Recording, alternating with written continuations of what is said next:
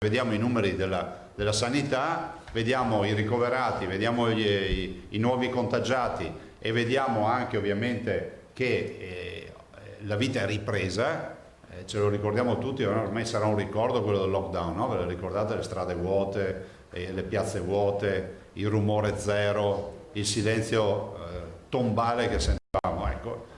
Quello non c'è più perché tutti escono di casa, ma ognuno di noi va dove vuole, per cui capite che se il virus circola così poco nonostante le aperture vuol dire che qualcosa è accaduto. Si è ripartiti, ma non bisogna mai abbassare la guardia. Cautamente ottimista il governatore del Veneto Luca Zaia. Questo virus è incomprensibile e abbiamo l'obbligo di rispettare le regole minimali, il distanziamento sociale, l'uso della mascherina nei luoghi pubblici e l'uso della mascherina nei luoghi all'aperto ove ci sia assembramento. Ricordando però ad esempio che in auto con conviventi si può circolare senza mascherina, ma se in auto c'è almeno una persona non convivente bisogna portare tutti la mascherina, e coglie l'occasione per dare i dati di questi primi 40 giorni di riapertura graduale delle attività. Questi sono i ricoverati del 4 maggio, ecco i ricoverati di oggi, del 14 di giugno, solo 40 positivi.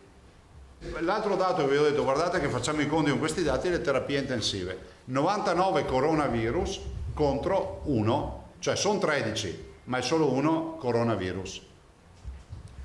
Questo è quello che è accaduto in 40 giorni.